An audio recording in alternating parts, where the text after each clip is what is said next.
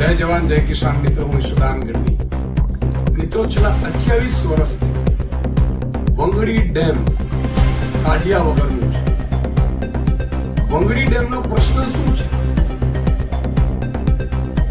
54 જેટલા ખેડૂતોને પૂરતું વળતર જ નથી મળ્યું અને એના કારણે વળતર ન મળવાના કારણે સરકારને ભાણું પડી ગયું, વળતર આપવું નથી, જેના કારણે 15 જેટલા ગામોને સીધી અસર કરતું આ ડેમ છે. ખાલી કાઢીઓ બની જાય તો 8 થી 10 ગામોમાં 3 ઉપજ લઈ શકાય એવી સ્થિતિમાં છે. ખેડૂતોને તમે જુઓ, કારણ કે સ્વાભાવિક જમીન સંપાદનમાં જ સરકારે ભાવ ન આપ્યા.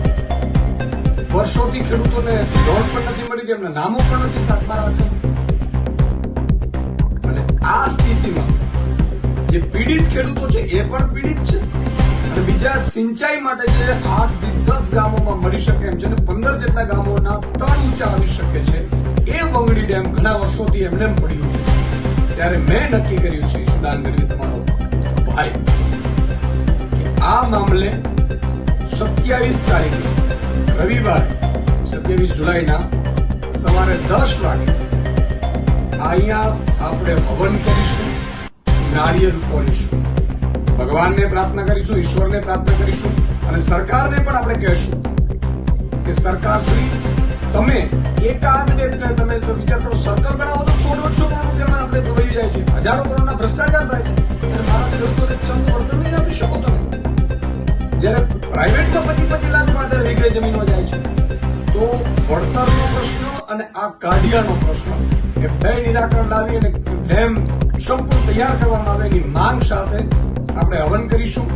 તો મારે સૌ મિત્રોને 8, 10, 12 ગામો છે, જેમાં કેશોદ છે, ઠાકરશેડી છે, પીપળિયા છે, માડી છે, કનકપુર છે, મોવાણ છે, સિદ્ધપુર છે, ખજુરિયા છે, જુવાનગઢ છે અને આસપાસના કેટલાય ગામો છે જેના તળ ઊંચા આવે છે. બધા ખેડૂતોને મારી વિનંતી છે કે આવો 10 વાગે આપણે વંગડી ડેમે મળીએ.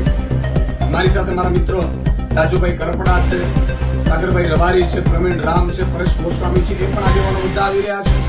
હું તમામ પક્ષીને પણ ભૂલીને તમામ નેતાઓને આહવાન કરું છું, તમામ આગેવાનોને આહવાન કરું છું, તમામ જે ખેડૂતોનું ભલું ઈચ્છે છે સૌને આહવાન કરું છું કે આપણે સૌ મળીએ અને આ પ્રશ્નનું હવે સમાધાન લાવીએ. હવે હદ થઈ ગયું, 28 વર્ષથી આ પ્રશ્નનું સોલ્યુશન નથી આવી રહ્યું, એટલે મુખ્યમંત્રીને પણ વિનંતી કરવાનો છે ત્યાંથી આ પ્રશ્ન સોલ્વ થાય એ માટે આપણે સૌએ બધા ભેગા થઈ અને પોઝિટિવલી સકારાત્મક કાર્યક્રમ આપી અને પોઝિટિવલી પ્રસ્થાન કરવાનું છે અને આગામી સમયમાં વંગડી ડેમ તૈયાર ન થઈ જાય, ખેડૂતોને ન મળે ત્યાં સુધી આપણી લડત છે આગામી, એ પણ આપણે ચાલુ રાખવાના છે. તો આપ સૌ ત્યાં પધારો એવી મારી વિનંતી છે. જય જય ગરવી ગુજરાત, જય કિસાન.